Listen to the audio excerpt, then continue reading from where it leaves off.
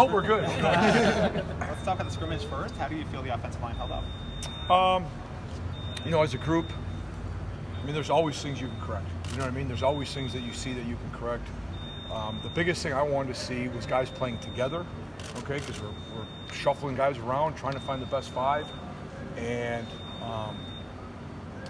play with effort and toughness. You know what I mean? And we talk a lot as an offensive line. You got to be smart, tough, and dependable.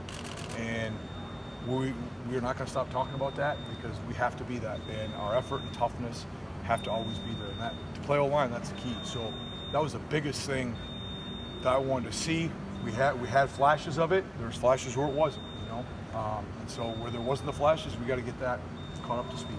I want to ask you, right tackle, John Campbell, Kylan, is that a big battle right now, or do you have one sort of? We've got, you know, I think when you guys see stuff, sometimes I think you see it from one angle. We got a lot of guys with shuffling. I got to find the five best. So there's a lot of moving parts right now, and we've got some guys that are battling and competing, but we're trying to find the five best. What have been your thoughts on just Corey coming back off the injury in the spring and such a critical position? How's he started the year? It's been good. It's been good. You know, he gives us what he can every time, and I always appreciate that. And so I think that, you know, that's a positive with him and playing with effort and toughness. You know,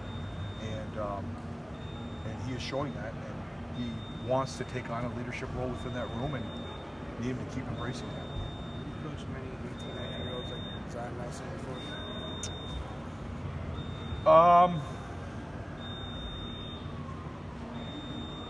I will say this. I was fortunate. I was the tight end coach at Central Michigan when Eric Fisher was there, and I was fortunate enough to see him. So I would say there is a close read. You know, Zion's not him. You know, I mean, that was the first pick of the draft. So right. I have. I guess to make it simple, I have. I guess what's impressed you most about him? You know, obviously put on a ton of weight. The whole growth process over the last few months. Yeah, I mean, he's a kid that first off, he's been playing with effort and toughness. Number one. Number two, he's got good athleticism and good length, and that's a premium. On this team, you know, on the defensive line, they want to. Top Shot says they want to play 10 guys in a game. The offensive line in the past several years has been like basically the starter stays in the whole game.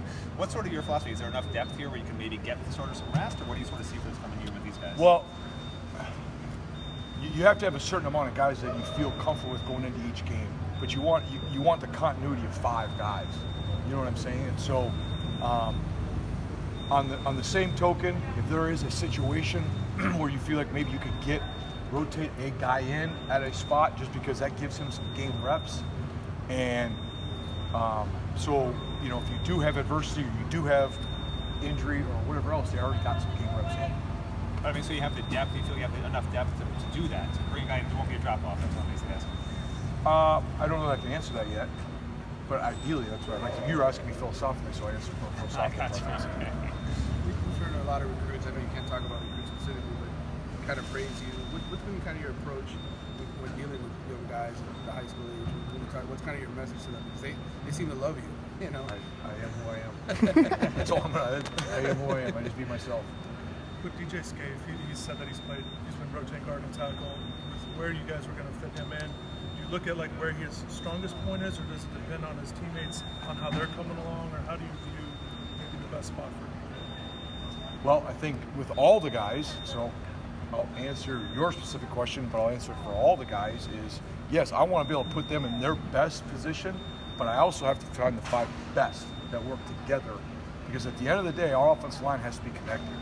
We have to be as one. So we could say this, this, or this, but if I got these five guys and they have great chemistry and they're connected and they can work as one, we got a way better chance as an offensive line to be successful. So I have to sort through that. We have to sort through that as a staff to piece that together. Coach, does it matter at all as far as, well, I know you're going to say no, but who the quarterback is? Does chemistry change at all? The center snap, anything? No. No, can you elaborate on that at all? I mean, yeah, I mean, it doesn't matter. I mean, it's about us. Our communication. Right. It starts with us. Is our communication. Okay. So Thank you. Thanks, Coach.